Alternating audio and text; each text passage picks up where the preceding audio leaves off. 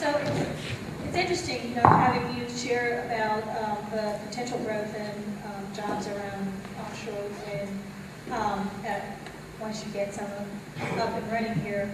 And you talked a little bit about this too, Paul, in your presentation, that where the opportunity. I'd like for each of you to share about where is the real growth. So, everybody here wants to know where are the jobs, especially in eastern North Carolina. So you've talked about North Carolina in general, but if you could bring it home to this region, where do you see the real growth in your industry sectors for folks who live in this region?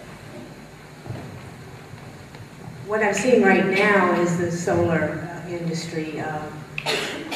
I frequently get phone calls from folks wanting to know where they could go to get a job, and I say, well, call the solar installers first, because what I see is that they're the busiest ones among our membership.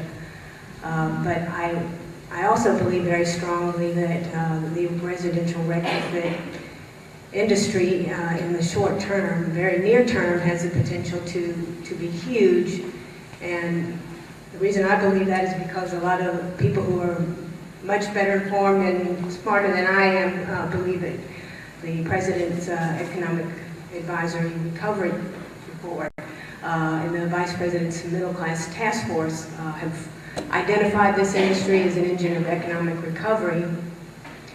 And because folks who are already in the construction industry already possess a lot of the skills that are needed, they can, with a very small amount of training, short amount of time, redirect their careers and get launched on this new career path.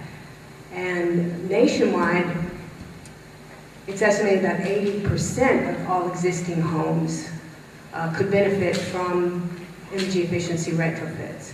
So that's a huge market. And these homes could be made energy efficient by reducing their consumption by as much as 40%. So it's a significant amount of work that's out there to be done. There are some barriers out there in the marketplace that have prevented the industry from launching, but even Energy Secretary Chu recently said that he felt retrofits could be the game changer for 2011. And these also, of course, are local jobs, and they're jobs for every city, every community. Offshore wind is a little bit different. The jobs are not here today. Really the focus is let's get the policy set right so that we can bring those jobs here. I think from a timing perspective, we're still a couple years out on those, which is good because it gives us time to put those development programs in place. But once those jobs do come, if we do this right, they're coming en masse, and they're coming across a very wide spectrum of needs, from heavy manufacturing to electronics to marine service industry, a whole list of things. And I'd say just more broadly, building sciences, with the Code Green initiative looking at electrical and the HVAC and some of the other systems.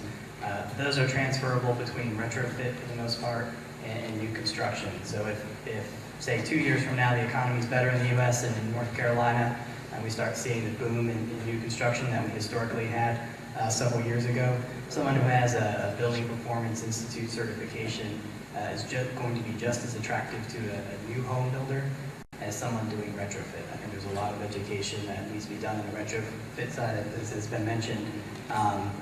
But most likely 5 years from now, we're going to see a lot of new home construction, and those skills are transferable and useful in that industry as well. Right, it was really great to hear you talk about the need to build out programs in anticipation of these new jobs that are coming online. And it's a delicate little line we walk around how to be prepared to meet the emerging demand and new opportunities, but not train folks for jobs that don't exist and won't be existing for quite a while. And so if you all could share a little bit about the types of skills that the employers you work with are looking for, so that as folks are thinking about their programs, they'll know what they should be sure to include in their actual career pathway programs. So just to go back to two that I just mentioned, the electrical and the HVAC. What I'm excited to see that what's being done is Code Green is not new trainings be existing, but the greening of existing skills or trades. Because that is the transferable piece. That's what employers that are members of the North Carolina Sustainable Energy Association look for. They need a good electrician who understands those foundations and can do the work properly to go out. The builders and energy efficiency folks in our membership, they need someone who can do those installations properly half the time. A lot of our energy efficiency challenges are from poor installations from the get-go. So if you have people that are installing stuff correctly, that's going to reduce problems down the road. So there's no, I wouldn't say there's anything unique, but just the add-ons to understand how PV works and how it fits with the rest of the electrical backgrounds and underpinnings. Yeah, I mean, I would echo that. I was very encouraged to hear about the CIP program and how this is being put together. I think that's exactly what needs to be done. And same, same with offshore wind. I mean, it's really a pretty wide spectrum of skills that are needed. One benchmark, just for the steel industry, for example, it's estimated that a 350 megawatt offshore wind farm, which is sort of about the minimum that you would want to do for commercial scale, uses about as much steel as an aircraft carrier. And that's a lot of steel. So even, steel manufacturing, welding, for foundations, tower sections, electricians, Paul mentioned the skills, boat building skills are very directly transferable to blade manufacturing. It's a pretty wide array. With respect to the retrofit industry, the type of skills that folks would be looking for would be building diagnostics, insulation and air sealing techniques, HVAC efficiency, weatherization in general.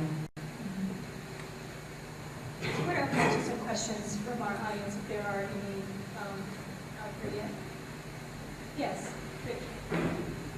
So, North Carolina type of wind, and North Carolina type of cost offset, and $20 all developments,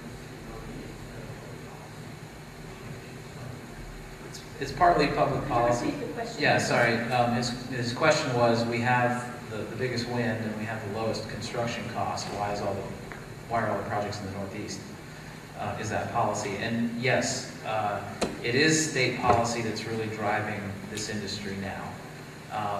Part of the reason that you've seen more aggressive state policy in the Northeast is because their energy prices are significantly higher than ours. So North Carolina has among the lowest retail energy prices on the East Coast, which tends to have the opposite effect of that lower construction cost. But that's part of the reason we have the low construction costs is we're a very good place to be doing business. So I think that has kept the higher power prices have tended to focus developers up there, but no developer is going anywhere unless there's some state policy that is enabling the industry. So at its root, it's state policy. Yeah. It's not all about incentives. It's more about understanding what the trade-off is. So there's an upfront cost in a rate impact, but you're locking in a price over 25 years, and as the cost of fossil fuel goes up, there's a point in the future at which those cross. The states that have been out in front recognize this other opportunity, which is attracting the manufacturing, and that opportunity is going to be around this year, maybe a little longer, but not much longer. And so that's why you've seen some pretty aggressive moves by states early on, and to attract those jobs, get those in place so that they can be exporting product to other states when the industry is a little more mature. The question is transmission infrastructure.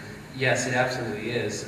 And we're fortunate that we have a group called the North Carolina Transmission Planning Collaborative, which is a collaborative group between Duke, Progress, and the co-ops and the unis that look at transmission planning. And last year, for the first time, they looked at the cost and infrastructure needs for integrating pretty significant amounts of offshore wind off the coast. So we have a handle on what that costs and what's required, and they're going to be doing more work in this upcoming report this year to look at that further. Yes, sir. Sure, Walt,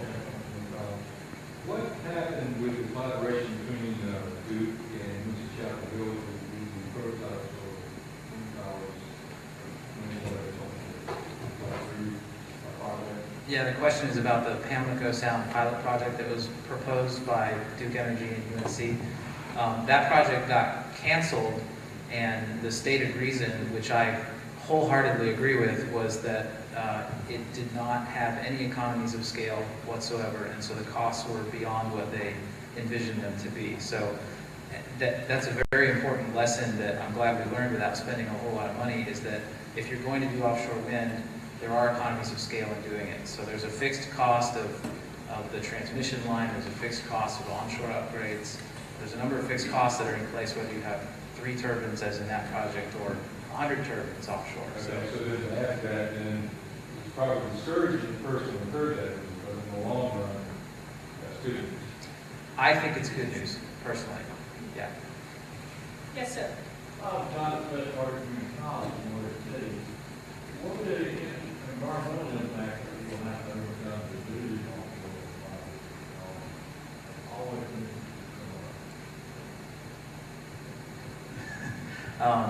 The question is what are the environmental impacts that would need to be overcome for offshore wind?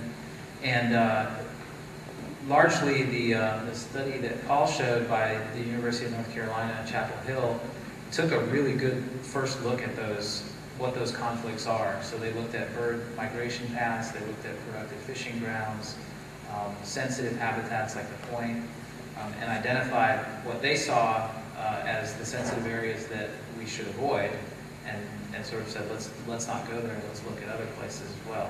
I think once you see an actual project be proposed, there's going to be a far greater level of depth in terms of looking at those environmental impacts. But what UNC has done to date puts the state in a pretty enviable position in terms of understanding where the areas are that we should be looking at that have probably less conflict. Sure.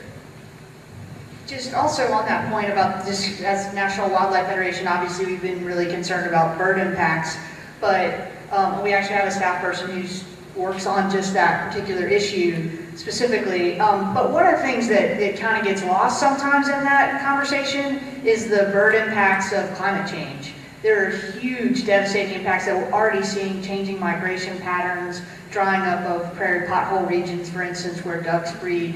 And the projections on some of that are really devastating if we don't get a handle on climate impacts. And so there's, there's a cost to energy use and development. There's no totally clean energy. And so, but we feel like, and that's something we have to be careful in terms of siting concerns. A lot of those issues can be addressed.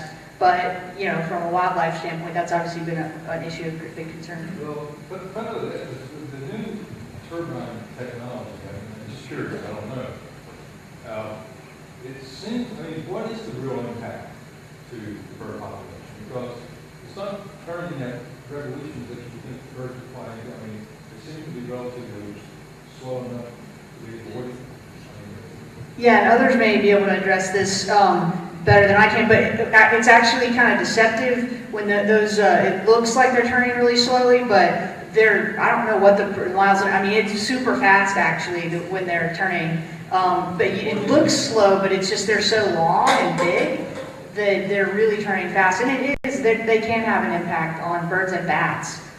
But do we know what that is? Yeah, they turn in the range of 7 to 12 RPM, but the radius is so big, the tip speed is actually pretty fast, which is I think what you're getting at. There's a really interesting image from a wind farm in Denmark where there was they had radar tracks on bird flight paths, and there's a huge flock, I forget what the species was, that came through a wind turbine field, and you can see very clearly that the birds are able to, pretty much, most of them go around in the brave view, kind of fly in between the turbines, which on a typical offshore farm are spaced about a half mile apart. Ideally, you're siting these things where flocks aren't flying through,